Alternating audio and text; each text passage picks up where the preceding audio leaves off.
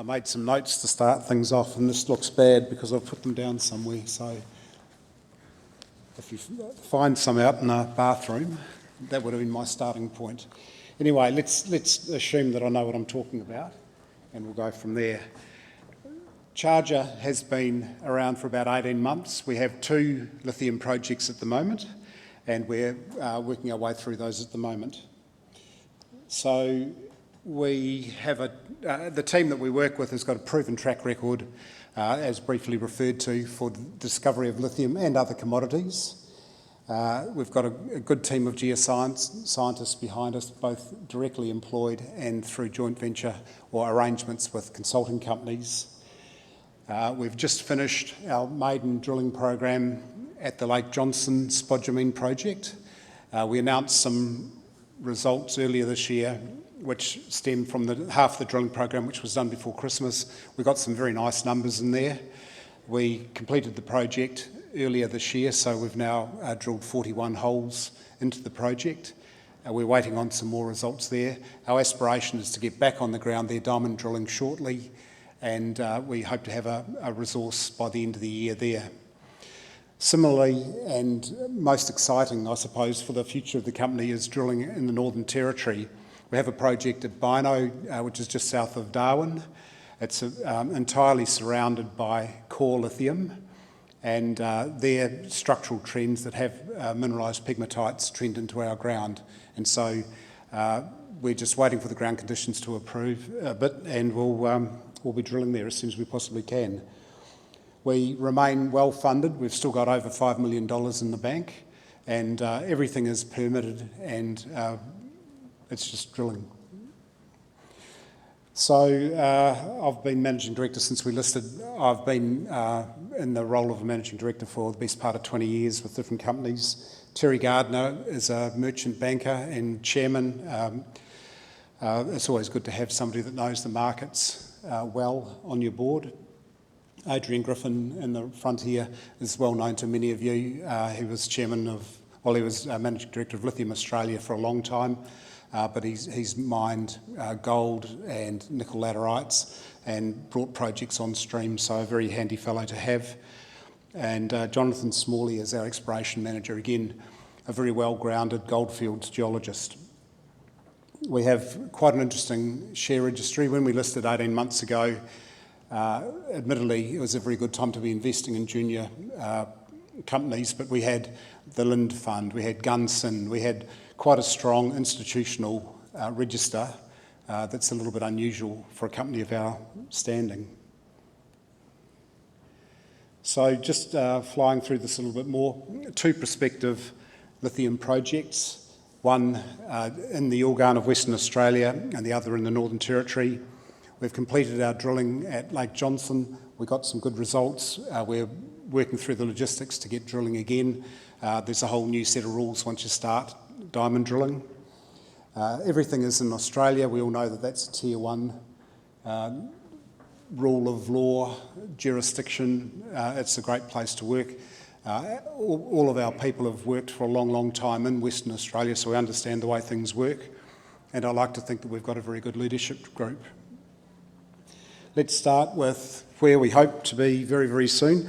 We're watching the weather forecast every night. At the moment, we're still in the middle of hopefully towards the end of the rainy season in Darwin.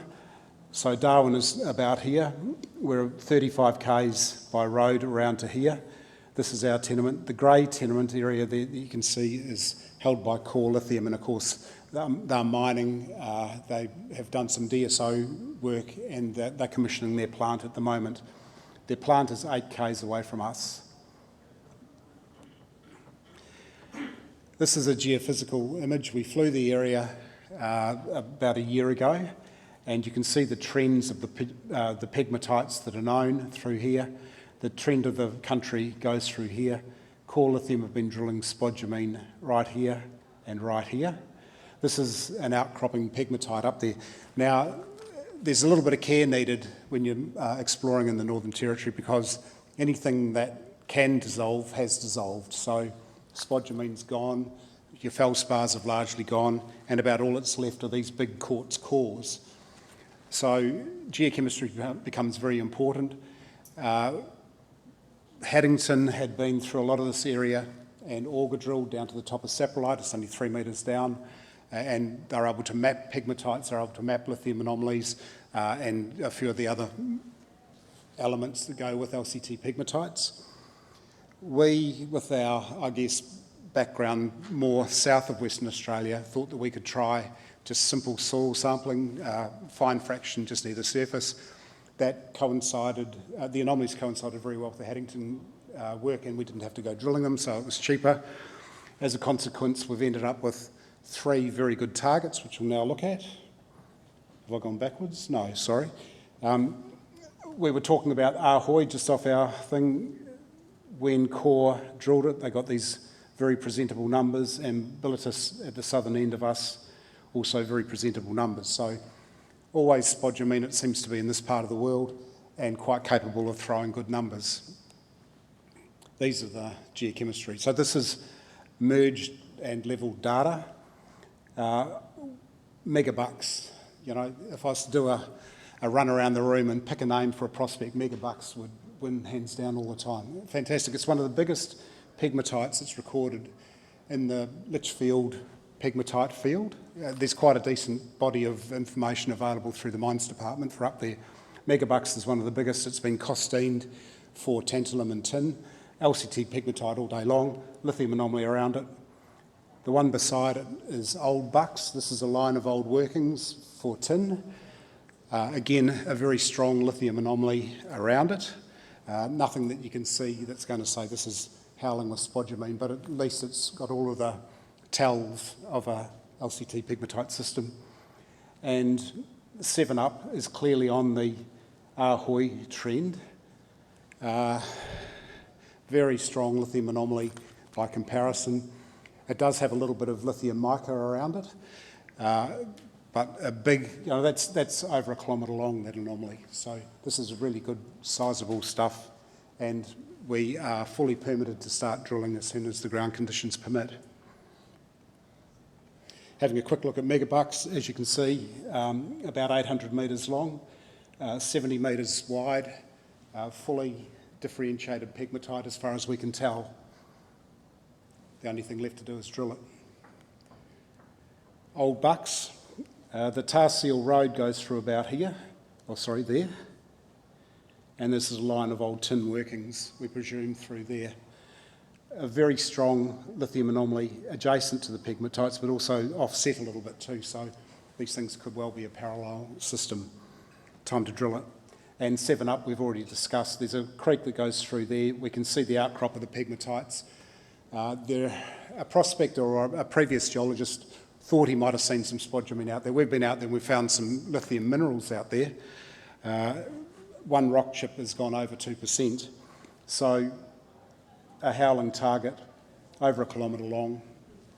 What can you do? Drill it. So as soon as the ground conditions permit, we'll be up there and doing it. Our geologist is on the way up there as we speak. Some of the other guys in the audience are going up there in about 2 weeks' time. The landholders there are quite helpful. They want to see us succeed out there. They've got earth-moving gear, so we'll be utilising them where we can, and away we go. Now, the second project that we want to talk about just briefly is down at Lake Johnson. If you've been to Hyden and Wave Rock, you keep on going and head towards Norseman. About halfway, you go around Lake Johnson. At the southern end of Lake Johnson, Lithium Australia geologists discovered spodumene pegmatites. The GSWA had mapped these things on the old paper plans, and quite a diligent geologist went through and sort of marked off all of these squiggles on a map, went out there, and it's miles from anywhere, and lo and behold, big blobs of spodumene in the rocks. So that was a fat tick for getting out in the bush and looking at rocks. So we eventually soil sampled around it, contained the anomaly and started drilling it. It's one of several targets that we've got. The Goldilocks zone, no doubt you guys have heard about at different times, extends around the granite right up through there. So down the southern end, we've got the Metcalfe spodumene deposit. As we work up here to Mount Day, that's the second target that we have in the area. and we've acquired a couple of tenements here. There are pegmatites on there, and this one is an open book at the moment, but still a very good location. This is the field mapping of the Metcalfe pegmatites. So it's a swarm. It's not a single body the way some of these ones are, but it's a swarm of pegmatites, up to 5 or 6 metres wide. And interestingly, even in the surface, we're getting 2s and 3s. And once we got drilling, some of these intersections are really quite good. And a couple of the intersections were over 4%, which means that it's half spodumene in the RC holes. So there's a swarm of these things like that. This end, they tend to be unmineralised. As we head that way, they become mineralised.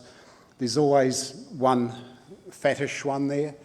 I'm not going to convince you that these are the biggest, fattest things on Earth, but you've got a cluster of them that collectively are about 15 to 20 metres wide. They tend to be running at least 1.5%, and as I said, some of the skinnier ones are up to 4%. And the intervening rock is black as opposed to the pegmatites, which are white, so it's absolutely a prime situation for the Tomra guys. So you can see an open pit fairly clearly happening there. Ore sort these things, and then away we go. We've drilled it, sorry, I will go back on that. We've drilled it down to a bit over 200 metres, and of course the diamond drilling, we're setting up with the environmentalists and the native title people, or the heritage people, so that we can come back and start doing diamond drilling underneath these, and we'll just chase it as far as we can go. These days, spodumene is immensely, if you do the maths as a gold equivalent, you know, this stuff here is ounce dirt. It's a very rare opportunity that we've got. And at the end of the day, what Ken Brinson was saying, there are only 6 mines really in Australia. We're hoping to have the next 2 lined up by the end of the year. Mount Day I find fascinating. I've only got 2 minutes to go, so howling lithium anomaly, flat-lying pegmatites, really nice geochemistry ratios, several kilometres long. This is a big anomaly. We're doing more detailed soil geochemistry and mapping, and then it's time just to start drilling some holes, nice deep ones, and see what we get. But, you know, at the end of the day, over about there is the Earl Grey deposit. So we're in a very good part of the world as far as the ability to throw big nickel deposits, big lithium deposits, I should say. So let's just wrap up. We are a lithium company. It's a very good time to be a lithium company. We've got 2 very prospective projects. One of them we've already demonstrated there's spodumene in the system, and it's got the ability to grow considerably as we work around the belt.